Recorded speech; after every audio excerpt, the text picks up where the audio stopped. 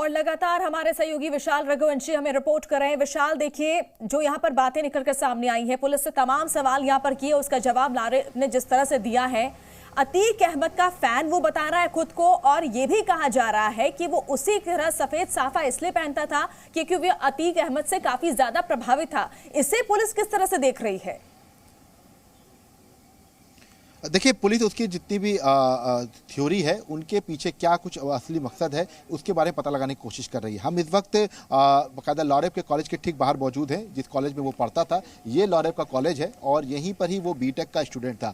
सबसे महत्वपूर्ण बात है कि वो यहाँ पर बीटेक की पढ़ाई करने आया था, इंजीनियरिंग की पढ़ाई करने आया था, और उस तरह से इसकी जो सोच कट्टरपंथी वाली हुई है, ये कैसे हुई है, इसके बारे में पता लगाने की कोशिश जो है वो की जा रही है। और इसीलिए जो कॉलेज में उसके जो तमाम जो उसके दोस्त हैं, जो तमाम टीचर्स हैं, उनके साथ भी जो है पुलिस ने जो है पूछताछ करना शुरू किया है। उनको से भी जो है बारी बारी से उनसे भी तमाम जानकारी जो है वो लेंगी, क्योंकि जो पूरी थ्योरी है उसके बारे में पता लगाने की कोशिश की जा रही है। क्या इसकी सोच एक दिन पहले ऐसी हुई थी या ये लगातार इस तरह की सोच रखता था? क्योंकि तमाम जो वीडियोस मिले हैं, तमाम जो लैपटॉप में जो तमाम जो फोटोज मिली हैं और फ़ोन में फ़ोटोज़ मिली हैं, वीडियोस मिले हैं, इसके साथ साथ पाकिस्तानी मौलाना से उसका जो प्रभावित होना, ये तमाम ऐसी चीज़ें हैं जो एक तरफ से इशारा कर रही हैं कि कहीं ना कहीं से कुछ थ्योरी में वो कहानी को घुमा रहा है, या हो सकता है कि उसकी थ्योरी में कुछ सच्चाई हो, लेकिन वो जो है कुछ चीज़ों को छुपा रहा हो। तो इन सब तमाम चीज़ों को लेकर भी जो है पुलिस और यूपी एटीएस जो है वो अपनी जांच कर रही है। और फिलहाल ये कह सकते हैं कि कार्रवाई के तौर पर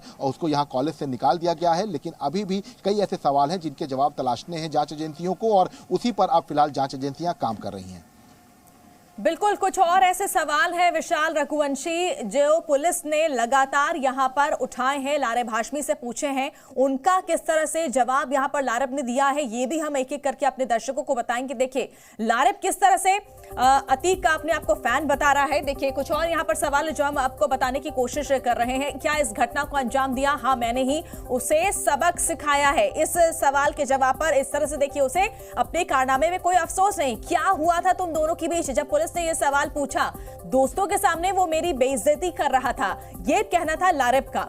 तुम्हारे पास हथियार कहां से आए? जब पुलिस ने यह सवाल किया तो उसने कहा कि चापड़ मैं घर से लाया था, बंदूक नैनी से ली थी, और ये इस तरह से जानकारी दी पुलिस को लारेब ने। उसने ऐसा क्या कहा कि तुमने चापड़ मार दिया? उसने कहा तुम्हारे जैसे बहुत दाढ़ी वाले देखे हैं। इस तरह से देखिए जो लारेब ने जवाब दिया है कि तुमने वीडियो क्यों बनाया, ताकि लोगों को पता लगे कि मैंने उसे क्यों मारा। ये देखिए अपने कारनामे पर उसे कोई अफसोस नहीं। और जब ये पूछा गया कि तुम्हें डर नहीं लगा इतना कुछ करने के बाद? बहुत डर कर रह लिया, इसलिए ये काफिर कुछ भी बोल देते हैं और जुल्म करते हैं। आप सोचिए, इसकी मानसिकता का अंदाजा लगाइए। तुम किसी के संपर्क में थे जब पुलिस ने सवाल किया तो वो खामोश रहा और इस पर उसने कोई जवाब नहीं दिया। तो कहीं ना कहीं अनुमान ये लगाया जा रहा है कि उसके कनेक्शन कई और लोगों से हो सकते हैं। तुम्हारे लैपटॉप और फोन में वीडियो कहां से आए? क्या वो वीडियो देखना गुनाह है? ये जवाब दिया लारेब ने। क्या अतीक भाईजान की तरह ही मेरे साथ भी वही होगा? देखिए जब सवाल यहां पर किया गया तो उसका जवाब उसने सवाल के तौर पर दिया। तुम चाहते क्या थे? जब पुलिस ने यह सवाल किया तो उसने कहा कि ये मैं क्यों बताऊं, मुझे जितना बताना था बता दिया। आप इस लारेब का आत्मविश्वास देखिए। विवाद 3 दिन पहले हुआ था, पुलिस में शिकायत क्यों नहीं की? तो उसने कहा कि मुझे पुलिस से इंसाफ पे भरोसा नहीं है।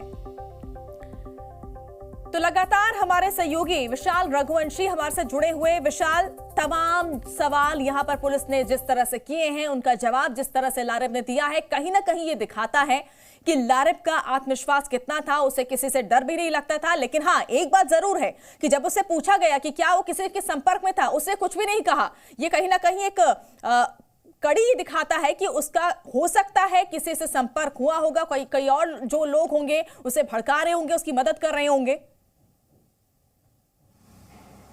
नहीं, देखिए बिल्कुल निश्चित तौर पर ये संभव है कि उसकी मदद करने वाले भी लोग होंगे, क्योंकि अगर वो हथियार ले आता है, जैसा कि उसने बताया कि चापड़ वो अपने घर से लेकर आया था और पिस्तौल उसको यहीं से मिली थी, तो जाहिर सी बात है कि उसके मददगार भी होंगे, इसमें कोई दो राय नहीं है। लेकिन अभी चूंकि इस पूरे मामले को लेकर पुलिस ने अभी अपनी जो जाँच है वो शुरू की है। जो सवालों के जवाब पुलिस चाह रही थी, वो उन सवालों के कई जवाब जो है पुलिस को नहीं मिल पाए। लारेब कई चीज़ें छुपा रहा है, कई चीज़ें कहानी बना रहा है, अपनी पूरी थ्योरी वो बता रहा है, लेकिन उन थ्योरी पर कितना विश्वास प्रयास कर रही है जांच एजेंसियां, ये फिलहाल जो है अभी थोड़ा सा वक्त इसमें लगेगा क्योंकि जिस तरह से लगातार इस पूरी घटना को अंजाम दिया गया और घटना को अंजाम देने के बाद जो वीडियो बनाया गया है, देखिए एक आमतौर पर गुस्से वाली घटना होती है, गुस्सा हो गया आदमी और तुरंत प्रतिक्रिया दे दिया, लेकिन उसके बाद इस तरह का वीडियो बनाना, इसको एक धर्म से जोड़ना और उसके बाद इसको सीधे तौर पर एक मैसेज देना कि इस तरह का वीडियो जो है ये और लोगों के लिए एक मैसेज होगा, तो इस तरह की चीज़ें जो है रेडिकलाइजेशन की तरफ आती हैं और इसमें कोई दो राय नहीं है। आप अगर गोरखपुर की बात कर लें